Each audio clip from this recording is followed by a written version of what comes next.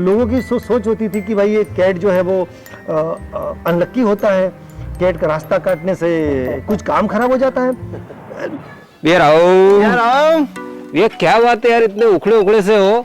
अरे यार भैया यार, अभी मैं घर से निकल के आ रहा था, एक बिलाड़ी रास्ता काट गई यार, बिल्ली काली वाली एकदम। तुम्हारे उस अपशकुन को मिटाने के लिए मैं तुम्हारे को लाया हूँ एक खास जगह पे। तो भैया कैसा फील हो रहा है? अरे भैया यार, ये कहाँ लेके आ गए यार, बिल्लियों ने घेर लिया यार अपने को। तो एक ये लोकेशन है जिसको बोलते हैं कैट हाउस। गांधीधाम से हार्डली आपको 2 से 3 किलोमीटर जाना होगा और इस लोकेशन पर आप पहुंच जाएंगे। और इतना सारा प्यार जो मैं अभी पा रहा हूँ, ऐसा ही प्यार आप भी पाएंगे। तो भैया आज कितनी बिल्लियों ने रास्ता काटा है दोबारा? भैया आज तो घर से निकला था, जब भी बिल्ली ने रास्ता काटा था, और यहाँ आए तो आसपास बिल्लियां दिख रही, और कोई दिख ही नहीं रहा है।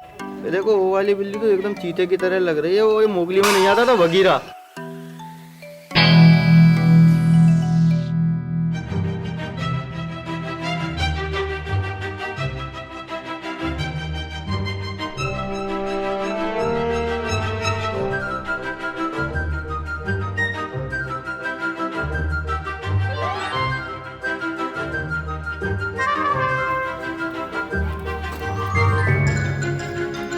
हम लोग मिलेंगे यहाँ के ऑनर से जो इतनी सारी बिल्लियों की देखभाल करते हैं। अभी हमारे सामने वो शख्सियत है जिन्होंने इस कैट गार्डन की नींव रखी है। सभी भारतीयों को हमारा जय हिंद। मेरा नाम उपेंद्र गोस्वामी है, ये है मेरी पत्नी पूजा गोस्वामी, जो कैट गार्डन का एक फाउंडर है। हम लोग उनके साथ उनके पीछे पीछे हैं। मतलब हमारे मन में यहाँ पे आने के पहले एक सवाल आया था कि कोई इंसान एक सिर्फ बिल्लियों के लिए डेडिकेटेड इतनी बड़ी जगह कैसे बना सकता है। और ये क्वेश्चन और स्ट्रॉन्ग तब हो गया जब मैं अंदर यहाँ पे घुसा और देखा कि आपने काफ़ी अच्छी फैसिलिटी दे रखी है। कैट गार्डन बनाने का ख्याल आज से करीबन 6 साल पहले आया था, और उसके पीछे जो कहानी है, मेरी एक छोटी सी सिस्टर है जो आज से सालों पहले उसकी डेथ हो गई थी। तो डेथ होने के बाद जब वो हम लोग उनकी हर साल उनकी एक बरसी बनाते हैं, तो उनके जन्मदिन के टाइम पे हम हर बार उनका केक काटते हैं हमारे घर के अंदर। तो हम लोगों ने करीबन 7 से 8 साल पहले जब उनकी इसी नए मकान में हम लोगों ने जब केक काटा, तो उसी वक्त हमारे घर में एक बिल्ली आ गई। उस केक ने केक को मतलब खाना शुरू कर दिया। तो हमें ऐसा लगा कि ये हो सकता है कि कोई नॉर्मल होगा, और हमने केक को अलग कर दिया। दूसरा केक लाके सिस्टर की बर्थडे हमने सेलिब्रेट किया। 2-3 दिन जाने के बाद वो कैट हमारे घर के अंदर ही घूमती रही। कुछ दिन बाद ऐसा हुआ कि वो कैट अपने आप हमारे घर के अंदर घुसने लग गई। हम उसको बाहर निकाल रहे थे फिर भी, तो हमें ऐसा लगना शुरू हो गया कि हो सकता है कि ये अपनी जो बहन जो चली गई थी, वो शायद हो सकता है कैट के रूप में हमारे साथ आई है। आज के साइंस के युग में ये पॉसिबल नहीं है, लेकिन अपनी एक सोच लेके हम लोग चल रहे थे कि कहीं ना कहीं हमारी सिस्टर ही हमारे साथ है सर। तो उसी को लेते हुए हमने सोचा कि हम ये बिल्ली को कहीं जाने नहीं देंगे। वो बिल्ली हमारे पास में रही, होते हो तो एक बिल्ली से हमारे ही घर के अंदर 126 बिल्लियां हो गई। उन सभी कैट को हमारी भांजे और भतीजे कह के बुलाते थे, क्योंकि हमारा एक विश्वास ऐसा बढ़ गया था उनके साथ। फिर तो ऐसा लगने लगा कि नहीं, ये हमारा खुद का ही एक पूरा संसारी परिवार ही है। फिर किसी को हमने कैट करके नहीं बुलाया, भांजे भांजी करके बुलाना शुरू कर दिया। और इवन हमारे पास हर एक कैट के खुद के नाम है। ये कैट गार्डन के अंदर एट प्रेजेंट 150 बिल्लियां हैं। बिल्ली के रास्ता काटने से कभी भी हमारा काम खराब होता है, वो एक बहुत मुझे लगता है कि छोटी सोच है। अगर ऐसा होता तो हमारा तो कितनी बार बुरा काम हो गया होता। इतनी बड़ी जगह पर इतनी सारी बिल्लियों को देखते हुए मन में ये सवाल आसानी से आ जाता है कि फाइनेंशियली इसे कैसे मैनेज करते हैं। हमारी जो भी इनकम होती है उसका 90%, मोर देन 90% हम लोग इन बिल्लियों के पीछे ही इन्वेस्ट करते हैं। 1.25 लाख से 1.5 लाख के आसपास हमें खर्चा लग जाता है, जिसमें मेडिकल आ जाता है, साफ सफाई आ जाती है। मेजॉरिटी एक्सपेंसेस जो है हमारा फूड के पीछे होता है, क्योंकि हम कहीं पर भी एक पॉइंट भी कॉम्प्रोमाइज़ नहीं करते उनके खाने पीने में।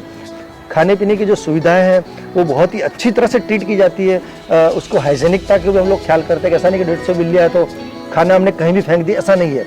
उनकी बाकायदा ट्रे बनी हुई है, लगाते हैं, उसके अंदर बैठ के वो लोग आराम से खाती है, टन बाई टन खाती है। बिल्लियों के व्यवहार के बारे में जानना चाहेंगे, क्योंकि काफ़ी अरसे से आप इनके साथ रहे, तो मुझे लगता है आप इनको देख के भाप जाते हैं कि कौन सी बिल्ली गुस्से में है। बिल्ली जो है ना बहुत ही फ्रेंडली है। ऐसा नहीं है कि कभी भी काट लेती, ऐसा नहीं। हम क्या करते हैं कि नॉर्मली कैट रास्ते से जा रही है तब उसको छेड़ते हैं, हम उससे प्यार नहीं करते। अगर प्यार करना शुरू करो, प्यार करने का मतलब ये नहीं कि उसको एकदम उठा, आराम से जाके उसके सर को सहलाओ, कुछ नहीं करेगी। कैट के लिए हल्का सा ये ऐसे करो, पकड़ के ऐसे करो, वो उसको सहलाने के तरीका है। वो अपने उसको गले के अंदर यूं करो, वो बहुत अच्छा प्यार से रहेगी, उसको कुछ वो नहीं होगा। लेकिन हम लोग क्या करते हैं तो सडनली जाके उसको वो करते हैं। जब उसको लगता है कि हमें मारने आ रहा है, देन वो अपने पे अटैक करेगी। उससे पहले कभी नहीं करेगी सर। इवन कैट इतना सेंसिटिव एनिमल, अगर वो बीमार भी है ना सर, तो सडनली हम उसको कैच नहीं कर पाएंगे। उसका रीजन है वो एंड तक अपने आप से फाइट करती रहती है कि मैं स्वस्थ हूँ। जब वो उसका एंड आ जाएगा ना, तब हमें वो मालूम पड़ता है कि ये कैट कोई हो गया। बट इतने साल का हमारा एक्सपीरियंस है, तो ज़्यादातर मेरी मिसेस को मालूम पड़ जाता है। सडनली वो डॉक्टर के पास लेके जाती है और उसको ट्रीट कराना शुरू कर देती है। अभी पिछले कुछ टाइम से 3-1 महीने से तो यहाँ पे वेटरनरी हॉस्पिटल शुरू हो चुकी है, इसलिए हमें दिक्कत नहीं होती है। अदरवाइज हमें यहाँ से 350 किलोमीटर दूर अहमदाबाद में जीविदा चैरिटेबल ट्रस्ट करके है, वहाँ लेके जाना पड़ता है। और वो भी हमें अच्छी हेल्प करते हैं। कुछ भी तरह का मेडिकल ट्रीटमेंट वो लोग बाकायदा फ्री ऑफ कॉस्ट करके देते हैं। 1 रुपया हमारे से वो चार्ज नहीं करता है। बट यहाँ से वहाँ उसको लेके जाने का जो टाइमिंग और जो अदर जो एक्सपेंसेस है वो हमें अफोर्ड करना पड़ता है। इतना बड़ा जो आपने फाइनेंशियल इम्पैक्ट बताया कि किस तरीके से आप ये खर्चा वहन करते हैं, किस तरीके से डेडिकेशन से इनकी इतनी देखभाल करते हैं। सर, कोई समय ऐसा नहीं आया, कोई क्षण जहाँ पे आपको लगा कि अब मुझे रुक जाना चाहिए, अब मैं और नहीं कर सकता? कभी भी हमें ये ख्याल नहीं आया कि हमें कैट गार्डन बंद कर लेना चाहिए, क्योंकि हमारी आत्मा जो है यही है कि हमें कैट के लिए ही शायद भगवान ने बनाया। कैट ही हमारी खुद की लाइफ है और कैट के साथ ही हम लोगों को जी रहा है। मेरी कुछ कंडीशन, फाइनेंशियली कंडीशन कहीं रुक जाती है, वरना मैं ये भी सोचता हूँ कि मैं कैसी एम्बुलेंस रखूँ, एक ऐसा डॉक्टर रखूँ, हर एक कैट को वो ऑब्जर्व करता रहे। बट क्या थोड़ा सा मैं जितना कर सकता हूँ उतना मैं कर रहा हूँ। बट कुछ अगर एक एम्बुलेंस रखूंगा तो उसका खर्चा हो जाएगा, ड्राइवर का हो जाएगा, डॉक्टर का हो जाएगा। बट मुझे उम्मीद है ऐसी, मैं हारा नहीं हूँ। कल एक दिन जरूर आएगा जब पूरे गांधीधाम में एक कैट गार्डन के नाम से एक एम्बुलेंस चलेगी, और वो भी उनका मकसद यही रहेगा कि पूरे गांधीधाम जोन के अंदर कहीं पर भी कोई भी कैट या डॉग इंजर्ड है, बीमार है, कुछ भी कंडीशन में है, तो उसको रेस्क्यू करके यहाँ लाना, उसको ट्रीट करके रेडी हो जाए, फिर वापस जहां से उसको रेस्क्यू करके लाए थे वहीं जाके उसको ड्रॉप करना। मैंने इसके लिए इसका चैरिटेबल ट्रस्ट बना रखा है, ताकि अगर कोई डोनेशन देना चाहे तो उसके अंदर वो हम लोग ले सके। इसके लिए गाय के लिए हर कोई आदमी कर लेता है, डॉग के लिए करता है, लेकिन कैट के लिए सोचता है ये वेस्ट ऑफ मनी है। सबके माइंड में यही चलता है, तो कोई डोनेशन देने के लिए आगे नहीं आता है। बट मुझे भरोसा है उस बात पे कि एक दिन जरूर आएगा कि आप देखना कि पूरे इंडिया में कैट गार्डन का नाम रहेगा। मुझे जहां तक मालूम है कि पूरे हिंदुस्तान में कहीं पर भी कैट के लिए कहीं पर भी कुछ भी नहीं है। एक छोटी सी भी जगह आपको कैट के बारे में नहीं मिलेगी। तो हमें खुद को इस बात का एक, जिसको बोलते हैं, प्राउड भी है कि चलो कुछ अच्छा तो कर रहे हैं। एक बहुत ही बड़ा डेडिकेशन बोल लो आप, क्योंकि ये इतना कुछ संभालना, और जैसा सर ने हर एक चीज़ बारीकी से बताई, एक माउंट एवरेस्ट मुझे इसके मुकाबले चढ़ना आसान लग रहा है, बजाय इतना सब संभालने के। तो भैया मैं आपसे रिक्वेस्ट करना चाहूँगा, थोड़ा यहाँ का एरिया हमें विजिट कराएं, जिससे कि हमारे दर्शक और अच्छे से ये कैट गार्डन को समझ पाएँ। ओके, चलो सबसे पहले मैं उसके जो अंदर का जो इंटीरियर है वहीं से शुरू करता हूँ, ताकि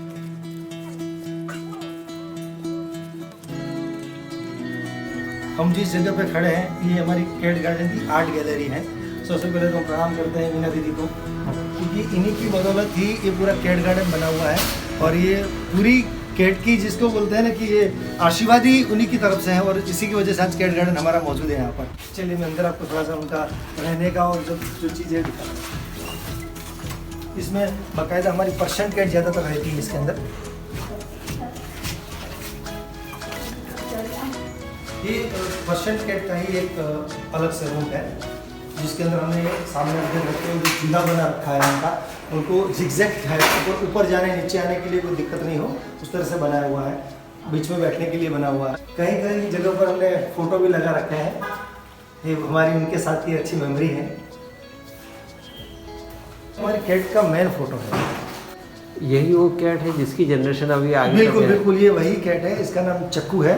और ये दो उस बड़े फोटो के साथ में जो आप पास में 2 फोटो जो देख रहे हो अलग अलग, वो उनकी पहली 2 बच्चे थे, और बीच में जो 5 बच्चे देख रहे हो उसकी सेकंड जनरेशन है, ऐसा है ये। और जब कैट गार्डन हमारे पास नहीं था तो पूजा जो कैट मदर है वो कैसे बिल्लियों को खाना खिलाती थी, उसका फोटो ये रहा। आप देखोगे तो मालूम पड़ेगा कि घर के आंगन में गैलरी थी, जहाँ पे पूजा हमेशा स्कूल से आते ही सबसे पहले खाना खिलाती थी। अपने कपड़े भी बाद में चेंज करती थी। आप कपड़े भी देख सकते हो, उन्होंने शिशु मंदिर के पहन रखे। तो उसके अंदर एसी भी लगा हुआ है, जो जरूरत पड़ती है गर्मी के टाइम में तो एसी चालू करते हैं, फिलहाल ठंडी इसलिए। यहाँ इसमें ज़्यादातर छोटे बच्चे हैं, कि जो भी बड़े नहीं हुए हैं, ताकि वो बड़े के बीच में जाएंगे तो मारेंगे छोटे बच्चों को, इसलिए यहाँ पर रखा हुआ है। पर्शियन से बच्चे हैं यहाँ पर ये। और जो अभी छोटी छोटी जो जगह देख रहे हो, जो नीचे जो किचन जैसा देख रहे हो, वो किचन नहीं है उनका। जब तो बिल्ली जब बच्चे पैदा करती है तो उनको रहने के लिए, जब तक बड़े नहीं हो जाए तब तक उनको रहने के लिए छोटे छोटे जो केज बना रखे हैं। इसका पाँव नहीं है, ये तरह देखो, ये पाँव नहीं है, ये मतलब इस तरह से चल नहीं पाती है ऐसे, बट वो ऐसे ही रहती है। मगर ये बड़े प्यार से कैट गार्डन में रहती है। ये जो है वो सूरदास है, उसकी भगवान ने आंखें नहीं दे रखी है। अब देखिए उसके क्लोज से आंखें नहीं है, मगर उसकी नाक से वो इतना अच्छा सेंस कर लेता है, वो पूरे कैट गार्डन का हर एक कोने कोने से वाकिफ है। किसी के सहारे की उसको ज़रूरत नहीं है, अपने आप खुद ही वो अपने सब जगह को ढूंढ लेता है और अपने आप जगह पे वो चला भी जाता है, उतर जाता है, चढ़ जाता है, बैठ जाता है। और रोटी कहीं भी पड़ी होगी तो वो ढूंढ के रोटी खा लेगा। उसको मालूम है कि रोटी कहाँ पड़ी है, गर्म है तो कब खाना है, तो तुरंत जाएगा और रोटी खा भी लेगा। और ये जो है ना, मेरा एकदम शेर है, जिगरी मेरा शेर है, बगीरा है नहीं। अभी लोग लंच के लिए रेडी हो गए हैं। मने खाई जाऊँ, ओने खाई जाऊँ। कुछ को बड़े में खाना अच्छा लगता है तो अंदर ही खाती हैं, कुछ को बाहर खाना अच्छा लगता है तो बाहर खाती है। ये मनु है, ये पर्टिकुलर अंदर ही खाना खाएगा। उसको बाहर कितना भी खाना दोगे तो ये डब्बे के आसपास नहीं घूमता रहेगा। फिर जैसे अंदर उतार दोगे तो वो खा के फिर अपने आप बाहर आ जाएगा।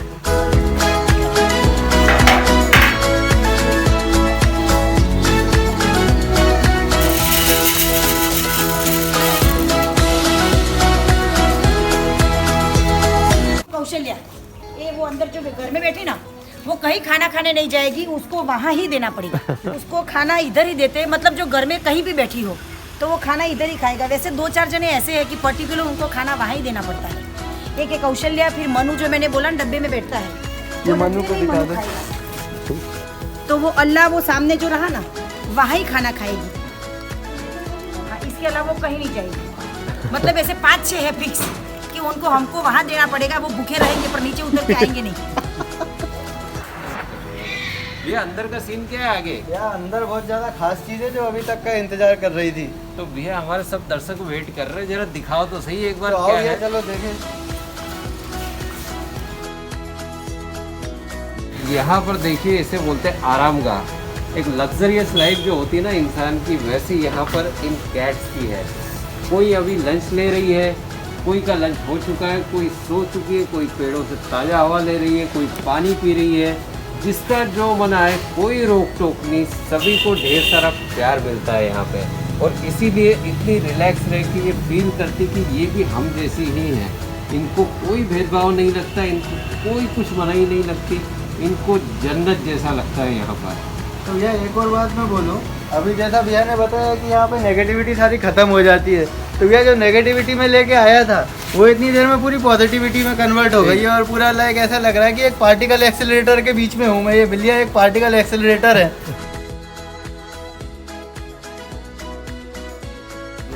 तो भैया हाँ भैया, ये एनर्जी कितना परसेंट बढ़ी है तुम्हारी आके यहाँ पे? भैया 800% हो गई, मगर 200% की अभी भी कमी है। भैया ऐसा क्या हो गया कि 1000 तक चार्ज नहीं हुए तुम? भैया अभी अपने जो भैया है, भैया का थैंक्स अभी हम करेंगे तब 200% मिल के 1000% होगा। सभी की तरफ से मैं सर का बहुत बहुत धन्यवाद देना चाहूँगा कि उन्होंने इतनी प्यारी लोकेशन पे हमको इतना सारा वक्त बिताने का मौका दिया। दुआ करूँगा कि ये जितना बड़ा सहारा इन कैट्स का बनी है, वैसे आप जैसे सोसाइटी में से और लोग आगे आए और लोग इन चीज़ों को समझें और इनको आगे बढ़ाएं। बहुत बहुत धन्यवाद। सबको प्रणाम, हाथ जोड़ के हमारा।